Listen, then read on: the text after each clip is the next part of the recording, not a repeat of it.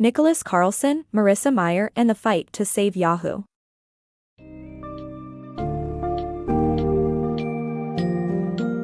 Dive into the fascinating journey of Yahoo, a tech giant that emerged from humble beginnings, as we explore the book, Marissa Mayer and the Fight to Save Yahoo by Nicholas Carlson.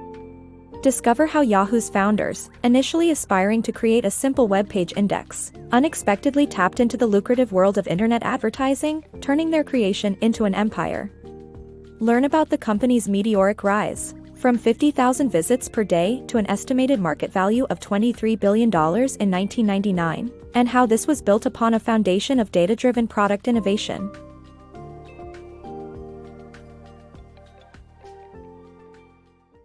The birth and growth of Yahoo.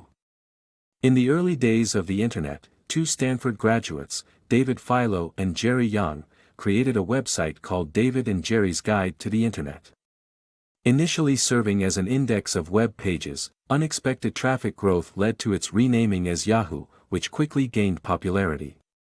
The founders needed real servers and investors to scale the business. Sequoia Capital stepped in and provided adult supervision to help with scaling while the founders focused on innovation. In March 1995, Yahoo declined an offer of $2 million from America Online to instead sell 25% of the company to Sequoia Capital for $1 million. With Sequoia's help, Yahoo created a serious business plan and continued to grow steadily, reaching 1 million clicks per day in 1995. The rest is history. Yahoo's rise to online advertising dominance. Yahoo's leaders turned to advertising to generate revenue and quickly made deals with companies like Reuters, Visa, and General Motors. By 1997, their revenue surpassed $70 million, and their traffic grew from 6 million clicks per day to 167 million in 1998. The exponential growth of the Internet and its users, coupled with Yahoo's online traffic and ad selling, made the company a billion-dollar enterprise. Yahoo's initial feature, Yahoo's directory, only generated 20% of their traffic, while the remaining 80% came from entirely new products developed by Yahoo. Yahoo's innovative approach. Yahoo COO Jeff Mallett utilized traffic data to match products to customer needs and fostered creativity by grouping employees into product teams known as pods or virtual sevens. Jeff Mallett, Yahoo's COO, realized that relying solely on building products and hoping users would like them was not sustainable. Yahoo began using traffic data to match products to customers' needs. Mallett recognized that customer preferences could be analyzed through clicks and searches to develop products that meet their needs. Yahoo's strategy focused on developing products quickly through project-based structures by keeping an eye on server logs. Mallett created a unique approach towards product development by hiring as many employees as possible and grouping them into small product teams, known as pods or virtual sevens. Mallett encouraged these groups to collaborate with anyone inside the organization regardless of their department or distance. This approach led Yahoo to create over 400 new products by the year 2000, including games, chat rooms, real estate, and more. However, Yahoo's hunger for growth would eventually become problematic. Mallett's innovative approach resulted in Yahoo's success for a significant period of time, providing an example of how utilizing data and creative organizational structures can lead to success. Yahoo's fall from grace. In the late 2000s, Yahoo experienced a 90% decrease in value due to the dot-com crash. To boost its own success, Yahoo made deals with startups, which caused their market value to soar once they were publicly announced. However, this success was not due to the product's quality but rather Yahoo's backing.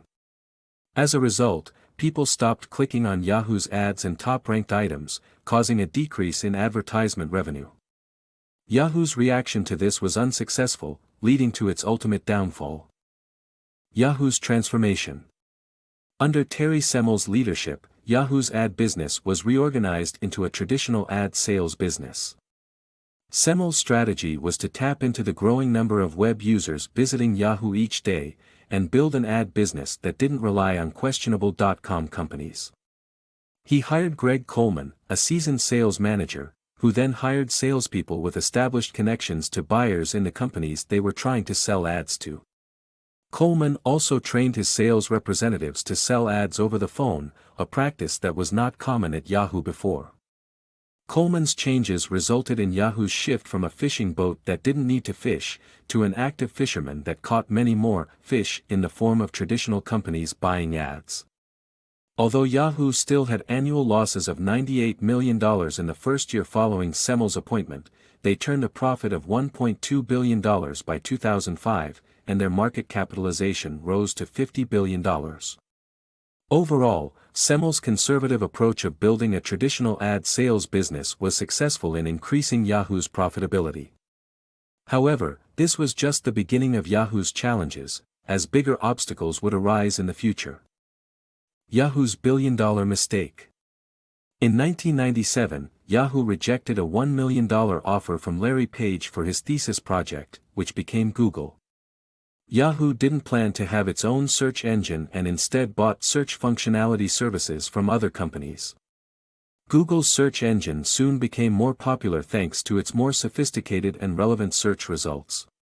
Yahoo tried to buy Google several times but failed, having missed the opportunity to secure its role in the Internet for decades to come. Yahoo's struggle for identity.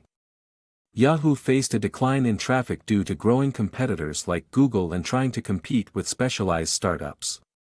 Yahoo spread itself too thin with 400 different products and services and lacked a clear identity. One of Yahoo's problems was a lack of internal organization, with overlapping responsibilities leading to inefficiency.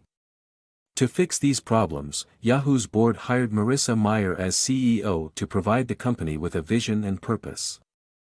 Marissa Mayer's rise at Google and Yahoo. Marissa Mayer grew up in Wisconsin with a middle-class upbringing and excelled in various hobbies.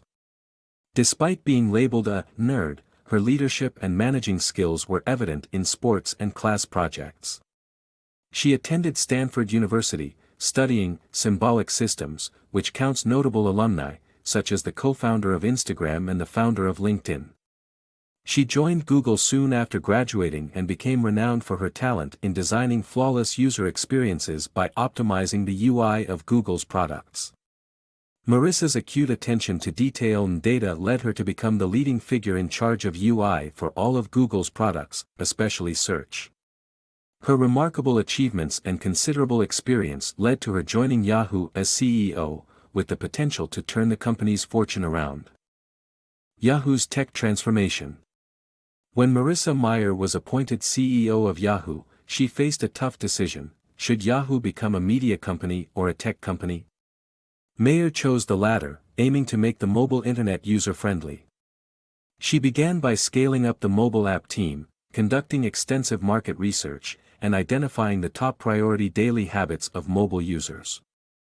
Mayer prioritized Yahoo Mail and impressed her team with her technical knowledge, improving the user experience by smoothing the UI design. Soon, new versions of Yahoo Mail, Flickr, and Yahoo's homepage were launched, and the development process was speedy. Mayer's mission to transform Yahoo from a company that did everything to a tech company that excelled in making the mobile internet user-friendly was well underway. Yahoo's struggle for success. When Marissa Mayer took over as CEO of Yahoo, she initially boosted morale by acquiring Tumblr and benefiting from an increase in the value of Alibaba shares. However, Yahoo's search market share and revenues continued to decline. Mayer only later realized the importance of Yahoo's media business but struggled to make the right decisions in that area. Her misguided choices, such as rejecting popular programs and blocking the hiring of Gwyneth Paltrow as a contributing editor for Yahoo Food, hindered the success of the media business and ultimately led Mayer to accept that she was not cut out for that side of the business. Despite Mayer's shift back to focusing on tech, Yahoo continued to struggle. Yahoo's struggle continues. Yahoo's failure to find its true purpose and Marissa Mayer's ambitious leadership style caused the company's decline. Marissa Mayer and her team's efforts to increase the speed of processes led to problems within Yahoo and among its users. The development team couldn't properly test the underlying technology before launching the new Yahoo Mail, which suffered multiple breakdowns, and users couldn't access their mail. Mayer's ambitious leadership style began to grate on many of the company's employees. Her employee rating system caused much frustration, and eventually encouraged hostility rather than collaboration among employees, since everyone was competing with each other. Despite replacing some of her executives and engaging more actively in the development of apps, revenue still shrunk because Yahoo's media content couldn't attract more customers. The apps, though well-designed, just couldn't generate enough traffic. Yahoo's biggest asset was that it made the internet easy to use for normal people back in the internet's early days. But Google, Facebook, and others were doing that now, too. When Yahoo tried to do the same for mobile internet, Apple's iPhone and Google's Android had already solved that problem for everyone. Yahoo's failure to find its true purpose and Marissa Mayer's ambitious leadership style caused the company's decline. If they can target and solve one big problem that technology users face today, then they might have a shot at future success. In the meantime, the struggle to rescue Yahoo continues.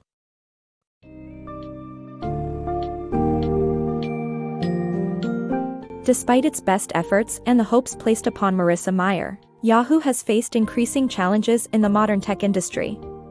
With competition from the likes of Google, Facebook, and content-driven media, Yahoo's brand identity has been stretched too thin, making it difficult to find a definitive vision.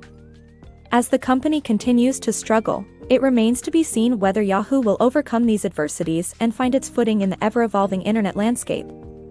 The tale of Yahoo serves as an insightful cautionary story, displaying the importance of brand clarity, adaptability, and strong leadership in a fiercely competitive business world.